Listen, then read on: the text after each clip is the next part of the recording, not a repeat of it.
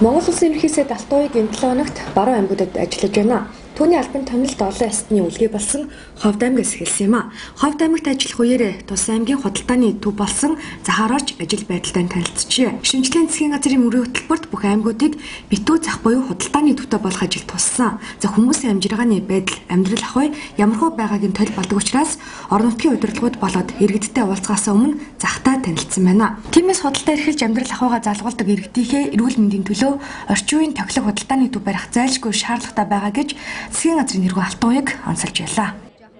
Ерөнхий сайдын хувьд яагаад зах дээр ирж байгаа гэхээр манай иргэдийн хамгийн амьдрал залгуулдаг газар бол зах болчиход байна. Тэгэхээр эндхийн нөхцөл нэгдүгээр түрээсийн төлбөр, хоёрдугаар таны хэлж байгаа эрүүл ахуй нөхцөл. Тэгэхээр энэнийг ер нь бид нар цааш нь өөрчилъё. Ялангуяа баруун 3 аймагт бол Ховдод бид нар бас орж үзсэн. Одоо үлгээд орж байна. Энийг тийм битүү худалдааны төв болгоно. Энэ газар дээр хийх юм уу, өөр газар хийх юм уу гэдгийг ярья л гэж байгаа.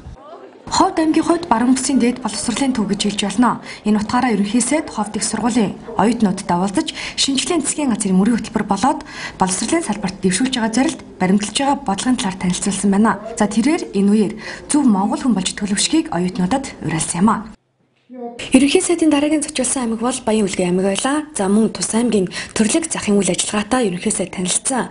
Тус захад 1200 орчим хүн гадаа талбайд лангуу чингэлэг түрээсэлдэг бөгөөд за энэ хүмүүсээс сар бүр 25-аас 35 мянган төгрөгийн түрээс авдаг байна. Гэтэл захын удирдлагууд энэ 2012 он дөнгөж гарсаар за түрээсийн төлбөрөөр 50% нэмсэн нь түрээслэгчдийн эсэргүүцэлтэй тулгарчээ.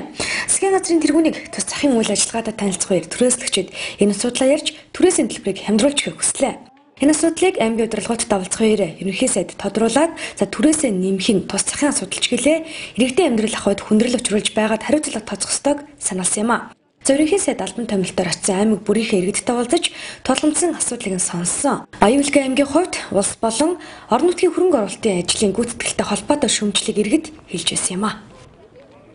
Бидний 40 км зам яагаад зогсоод байгаа шалтгааныг газар дээр нь үзлээ. Улсын төсвөөс авдаг мөнгөнийхөө 80%-ийг автсан байна.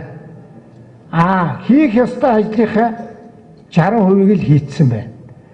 Хийгээд хүлээлгэж өгөх ёстой хугацаа нь өнгөрсөн жилийн 11 сард дуусчихжээ. Нэг иймэрхүү байдалтай ажил явж байна. Шинжлэлийн засгийн газар бол ийм юмтай хатуу тэмцэнэ. Улсын төсөв хөрөнгөөр босч байгаа юмыг хугацаанд нь чанартай барихыг бол шаардна. Ингэж чадахгүй байгаа компаниудыг бид нар улс орондоо нэр усын зарлаад дараачийн удаа улсын төсвийн тендерт оруулахгүй. Ер нь нэг юм хариуцлага тооцож жаахан хариуцлагатай ажиллахгүй бол дэндүү назгаа амар амгалан байдалд бид нар дассан байна. Ийм л ажлыг бид хийв. Баян Үлгий бол хүнсний онцлогтой аймаг. Тиймээс энэ нутгийн ихтэй сургалт төгссөн залуучууд нутагтаа ажиллаж амьдрахаар буцаж ирдэг. За энэ аймагт 400 гаруй эдийн засагч 900 гаруй багш ажилгүй байна. За Тус аймагт 9000 гаруй хүн ажилгүй байгаагийн тал хувийн дэд боловсралтай. Тиймээс энэ асуудлыг шийдвэрлэхэд төр засаг анхаарах хэрэгтэй хэмээн орон нутгийн удирдлагууд ерөнхий сайдаас хүсжээ. За ерөнхий сайдын албан томилолт өнөөдөр Увс аймагт үргэлжилж байна.